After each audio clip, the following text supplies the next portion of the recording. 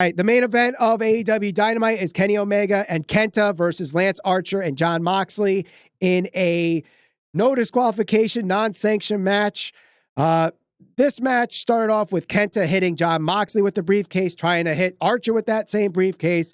Archer no-sells it, and then the chaos begins. We see trash cans. We see ladders. We see them going to the crowd. We see him getting thrown into Peter Avalon's bed. Is that a bed that he's on? Chair? Like whatever the hell that thing is. They go to the kitchen. They're going all over the place. And then there's this random recap halfway through the match. They eventually come back into the ring. We see Archer trying to put Kenta through the commentary table.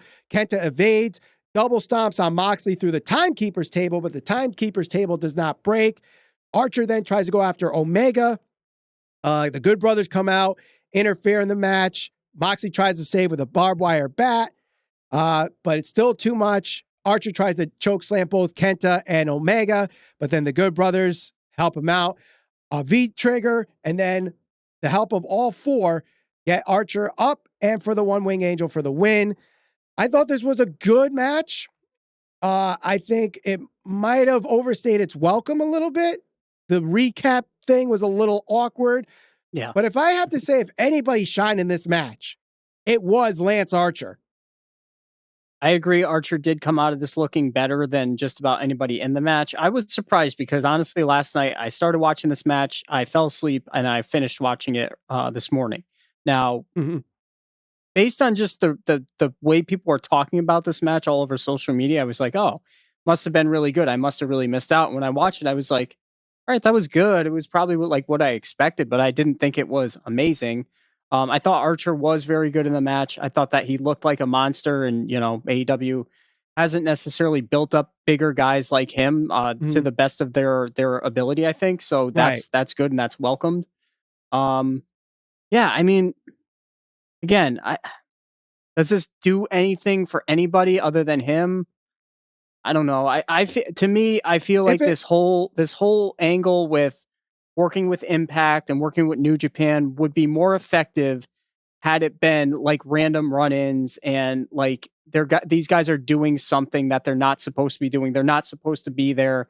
Then it feels like more of an invasion type angle. This just kind of feels like, they're signed to contracts and they're supposed to be working with AEW. And I don't know. I feel like it could be made to feel much more special than it is.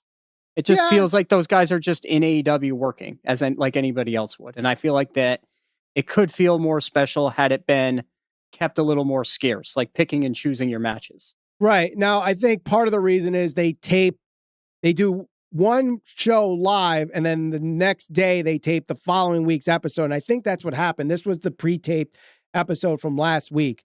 So that's part of why, but you could still tape a segment where Kenta comes out of nowhere and attacks again, which they did last week. So you have the follow-up match.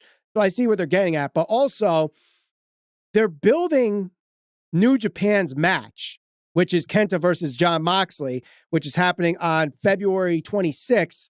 You could check that out on New Japan World. And they were plugging both Impact's pay-per-view and New Japan's pay-per-view. And this is like the first time where I saw actual like plugging for both shows where it actually could benefit the other promotions rather than them just kind of, hey, we got Kenta. Hey, we got the Good Brothers. Everybody come look at us. And we're just going to show up on these other promotions randomly. Yeah. Yeah. No. And whatever. I'm not saying I'm against it. I think it's great that they're all working together.